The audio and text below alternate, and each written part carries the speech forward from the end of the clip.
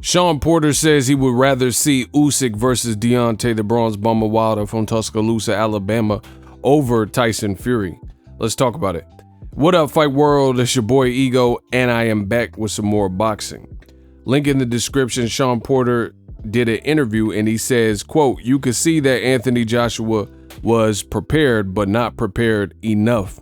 And this was Shawn Porter speaking on Joshua's second consecutive loss to Ukrainian Alexander Usyk fresh out the war.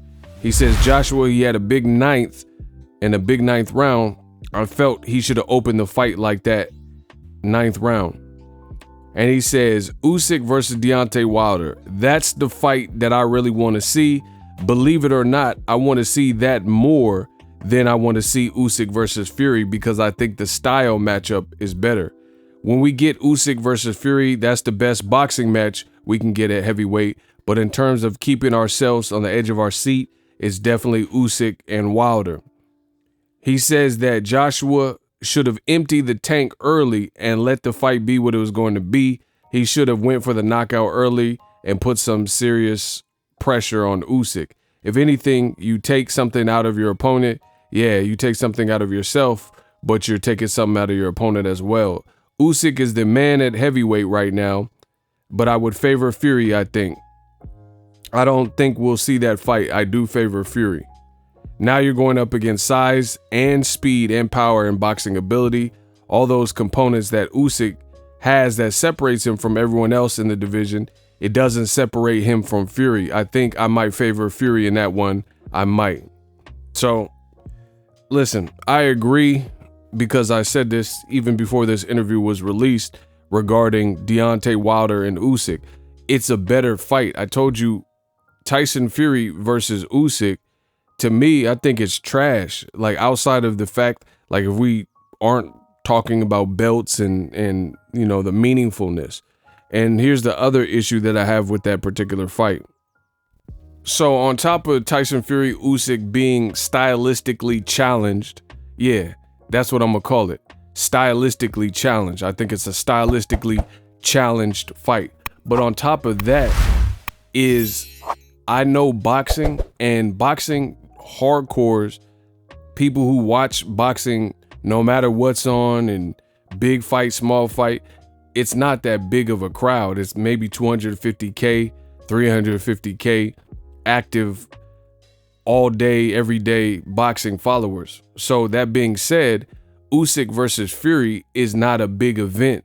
And, you know, at this stage, I understand Undisputed. So for that reason, you know, you never see me turn down Undisputed or Unification fight in terms of saying that's a bad thing for boxing. However, I do realize, I'm a realist, so I do realize Usyk versus Fury, it just isn't a big fight and a big event. Furthermore, they're talking about putting the fight in Dubai or Saudi Arabia, which would ensure that it's not a big fight here in the States where I'm located, right?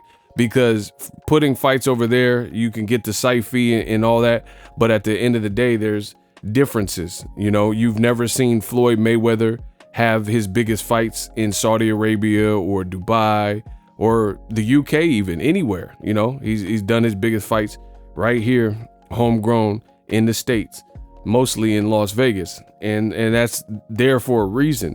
So I think Usyk versus Fury, it's not that appealing to me. Outside of the fact that it's Undisputed and Unification, it's not that appealing. So I definitely agree with Shawn Porter, because this is what I was saying beforehand.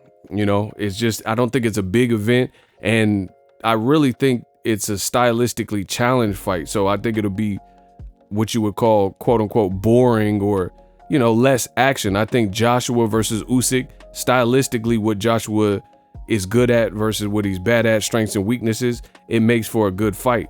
Same thing with Wilder and Fury. When you pair Wilder and Fury, what Wilder's good at, you know, his strengths and weaknesses mixed with Fury's attributes, his size, his arms, and, you know, his toughness or whatever, it makes for a stylistically great fight. I think Usyk versus Tyson Fury, if you're looking at all the top heavyweights, Usyk versus Fury is literally, and I'm not being facetious here, literally the worst of the stylistic matchups of top 5, top 6 guys, right? In terms of what you would get. Like, if you look, anybody, If we're looking at Andy Ruiz, Daniel Dubois, Wilder, Anthony Joshua, Usyk, Fury, Luis King Kong Ortiz, literally the top guys, and we're talking about excitement, and we're talking about events and putting butts in the seats and scintillating action, I literally feel Fury versus Usyk would be the worst because of styles make fights, and we all know that.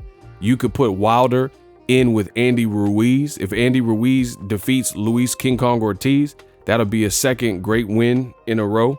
He beat Areola, so if he beats Luis Ortiz, that's a credible win. So Wilder versus Ruiz is a great fight. Wilder versus anybody is a great fight. Wilder versus Usyk is a great fight. Usyk versus Andy Ruiz is a great fight. But again, when you add Fury versus Usyk, I just don't think that's something that'll have most people salivating. And again, the complexities of putting it non-prime time in the US, putting it in another country, it's not my cup of tea. There's far greater fights, like when we talk about Errol Spence, hey, stop that cat, man down, and Terrence Bud Crawford. That's a phenomenal fight because Errol Spence's temperament, Terrence Crawford's temperament, sparks will fly. I just don't see that. I could be wrong, probably won't be wrong if they do fight, but Usyk versus Fury, it is not that appealing. I think Wilder versus Usyk, you look at Wilder's strengths, weaknesses, Usyk's strengths and weak, because let's be real, Usyk gets hit.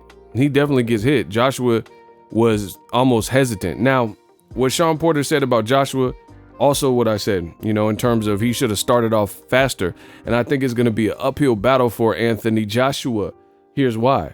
Because Joshua, everybody and their mama who did a fight prediction for the Usyk rematch for Usyk, they said that Joshua needs to come out more authoritative and aggressive and assertive. And literally for the first 5, 6, 7 rounds or so, he was waiting. He was waiting, playing this waiting game. And it looked very similar to the first fight. So I don't know what people think and, the commentary. That's why I give you guys the best in boxing with the commentary. I don't know what other people are saying, but they're making it sound like Joshua did so much better. But I don't think so, because I think to do so much better, he would have had to be more aggressive like he was when he started letting his hands go in round 9 in early rounds of the fight. But he really was hesitant. He knew he couldn't. He said he couldn't outbox Usyk, and he learned that the hard way in the first fight. But he came out with the tentative game plan. It doesn't make sense. But sign me up. Wilder versus anybody. Wilder versus Usyk. Definitely a better fight than Fury versus Usyk. Drop your thoughts in the comment section. Subscribe, like, comment. I'm the best in the business, which I already knew that. Anyway, introducing Super Thanks right here on the official Boxing Ego YouTube. Super Thanks allows you, the viewers, to show a little bit of extra gratitude, which enables me as a full-time content creator to push out the content you need in the world of boxing. Underneath all the videos, you will see a heart with the $sign in it. You can enter any amount that you find suitable as a super thanks. A brand new interactive and colorful way to get your comments highlighted and noticed by not only myself, but other people on the YouTube platform. Super thanks, a unique and cool way to show and applaud us full-time content creators. Hopefully you guys enjoy the content. Super thanks. The future is now. The Hibernation 5s by Kenichi Bear. Hybrid gaming and lifestyle headphones. Out of the box, you can connect to any console or PC. Bluetooth ready with a low latency USB adapter, color RGB, and extreme bass mode. The Hibernation 5s adjust to you. Whether you need a gaming, travel, gym, or lifestyle headphones, the Hibernations got you covered. The new Hibernation 5s, link in the description. Customize the way you hear the world.